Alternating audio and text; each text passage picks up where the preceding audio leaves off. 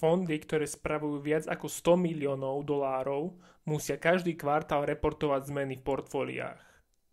My si tieto zmeny vieme pozrieť pomocou spisu 13F. Od koho by sme sa mali učiť, ako správne investovať, ak nie od tých, ktorí sú najlepší na svete? V tomto videu si rozoberieme zmeny v 3 vybraných portfóliách najúspešnejších investorov.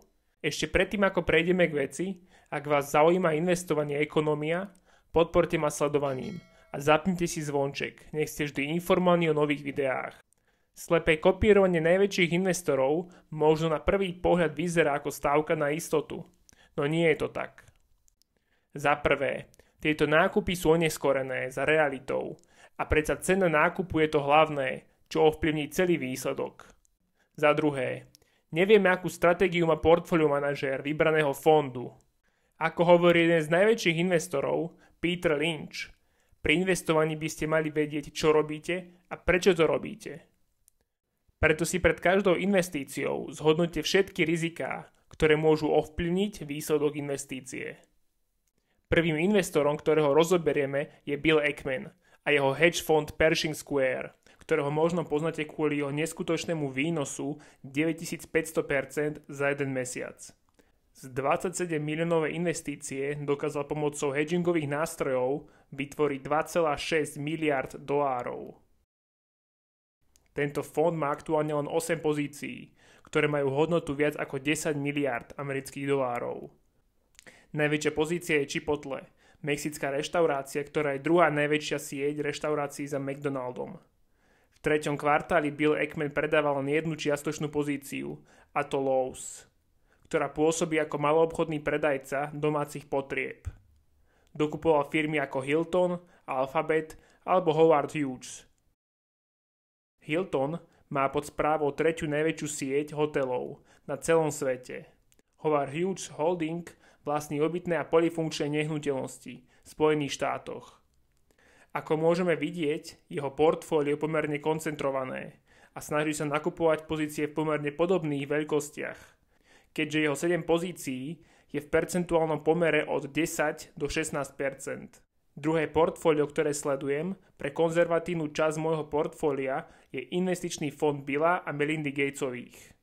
Aktuálne portfólio má hodnotu viac ako 38 miliard amerických dolárov.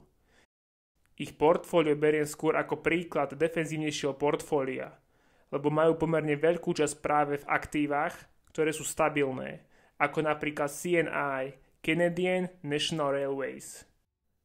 Ich konkurenčná výhoda je samozrejme jasná, lebo ovládli celé územie Kanady a výstavba nových železničných tratí už nie je možná. Ďalšou firmou je Waste Management, ktorá je podľa kapitalizácie najväčšia firma na svete zameraná na spracovanie odpadu. Následne tam môžeme vidieť firmy z oblasti výroby ťažkých strojov, a to Caterpillar alebo Deere. Tieto firmy sú menej citlivé na ekonomické cykly, ako napríklad technologické firmy. V poslednom kvartáli predávali len pozíciu Berkshire Hathaway, a to v objeme 10%. Berkshire predávali aj v ďalších kvartáloch. Osobne si myslím, že tieto predaje nemajú nič spoločné s tým, že by neverili Buffettovi, ale skôr vyberajú zisky, ktoré dosiahli za dlhodobé vlastníctvo. Nákupy tohto fondu boli zanedbateľné a preto prejdeme na ďalšieho investora, ktorým nie je nikto iný ako Warren Buffett. Buffetta môžete poznať jednak kvôli tomu, že je 5. najbohatším človekom na svete, alebo aj kvôli jeho Berkshire Hathaway. Táto firma dosahuje neuveriteľný priemerný výnos 19,8%, čo je v porovnaní s indexom S&P 500 takmer dvojnásobok. Ako môžeme vidieť, index S&P 500 výrazne zaostáva za výnosom Berkshire. Hodnota Buffettovho akciového portfólia je na hodnote 313 miliard amerických dolárov. Jeho hlavnou pozíciou, ktorá tvorí 50% celkového portfólia, je Apple.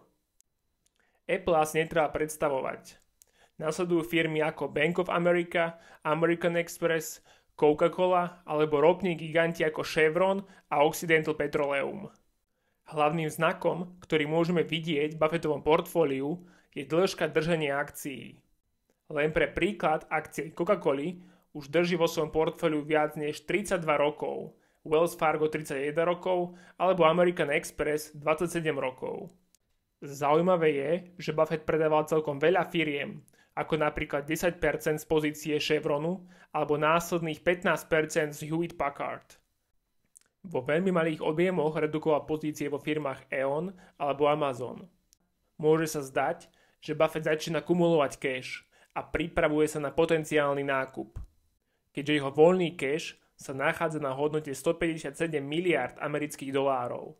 Nákupy, ktoré Buffett robil, boli v malom objeme a preto prejdeme na najobľúbenejšie akcie veľkých investorov v 3. kvartáli. Z celkového počtu 79 najväčších investorov až 8 z nich nakupovalo firmu Microsoft. Od začiatku roka firma Microsoft zrastla o 54%. Napomohol tomu hlavne boom okolo umelej inteligencie a exponenciálny záujem o firmu OpenAI, ktorá vytvorila ChatGPT. Microsoft má práve v tejto firme až 49% podiel. Na 4. mieste sa nachádza firma Walt Disney, ktorú nakúpilo tiež 8 veľkých investorov. Disney od začiatku roka vzrástol o 5,8%, čo je pomerne dobré číslo, ale keď sa pozrieme na celkový vrchol, je firma o 52% nižšie. Dúfam, že aktuálny CEO Robert Iger vráti Disney na trajektóriu rastu, lebo posledné roky neboli úplne jednoduché pre túto firmu. Osobne v tejto firme vidím veľký potenciál a preto ju taktiež držím vo svojom portfóliu. A ideme do finále. Top 3 najviac nakupovaných firiem v 3. kvartáli. Na 3. mieste je Amazon, ktorý nakupoval 10 veľkých investorov. Amazon od začiatku roka vzrástol o takmer 70%. Na 2. mieste je Alphabet, ktorého nakúpilo až 11 veľkých investorov. Od začiatku roka vzrástol o 51%. Tomuto rastu napomohol rovnako ako iným firmám boom okolo umelej inteligencie. Na 1. mieste nie je nik iný ako Meta. Meta od začiatku roka vzrastla o 168%, čo je obrovský náraz, keď to porovnáme s indexom S&P 500. Link na túto stránku, z kedy som čerpal tieto informácie, nechávam v popise tohto videa. Osobne každú z týchto firiem vlastním, ale nepríde mi vhodné ich dokupovať za aktuálne ceny. Valuácie týchto firiem sú na vyšších hodnotách, ako boli, a preto ich nehodlám dokupovať. Vhodný čas na nákup bol podľa mňa niekedy na začiatku tohto roka, a nie teraz, keď sa nachádzame v blízkosti vrcholov. Ak sa vám páči tieto informácie, podporte ma lajkom alebo sledovaním tohto kanálu. Nech tento obsah môže vidieť viac ľudí. Majte sa.